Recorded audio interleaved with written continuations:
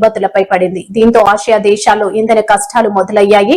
భారత్ లో petrol, diesel సరఫరాకు కొద్ది రోజుల వరకు ఎలాంటి ఇబ్బంది లేదని, వాహనదారులు టెన్షన్ పడొద్దని కేంద్రం ఇప్పటికే స్పష్టం చేసింది. అమ్మయ్య అనుకునే లోపే ఆ పిడుగు వచ్చి గ్యాస్ సిలిండర్ల సరఫరాపై పడింది. చమురు దిగుమతులు తగ్గడంతో గ్యాస్ సరఫరాపై ఎఫెక్ట్ పడింది. దీంతో కమర్షియల్ సిలిండర్ల కంటే డొమెస్టిక్ సిలిండర్ల సరఫరాకే ఇంపార్టెన్స్ ఇవ్వాలని కంపెనీలకు కేంద్రం ఆదేశాలిచ్చింది. ఫలితంగా కమర్షియల్ సిలిండర్ల సరఫరా దాదాపుగా నిలిచిపోయిన పరిస్థితి ఏర్పడింది. దీంతో హైదరాబాద్ ఐటీ కారిడార్లో ఉన్న హాస్టల్ యాజమాన్యాలు మెనూలో కోత విధించాయి. నగరంలో సుమారుగా 11,000 హాస్టళ్లు ఉండగా 10 లక్షల మంది వాటిలో ఉంటున్నట్లు సమాచారం. హాస్టల్స్ లో వాడేది కమర్షియల్ సిలిండర్లే. ఇప్పుడు వాటి కమర్షియల్ సిలిండర్లు దొరకడం కష్టం కావడంతో మెనూలో వంటలను తగ్గిస్తున్నట్లు ఐటీ కారిడార్ హాస్టల్స్ అసోసియేషన్ ప్రకటించింది. ఈ మేరకు హాస్టళ్లలో ఉండే ఉద్యోగులు, విద్యార్థులు సహకరించాల్సిందిగా కోరింది. మణికొండ, రాయదుర్గం, కొండాపూర్, గచ్చిబౌలి, మాదాపూర్, హైటెక్ సిటీ, దుర్గం చెరువు, నానక్రామ్ గూడ ఐటీ కారిడార్ సెక్టార్లోకి వస్తాయి.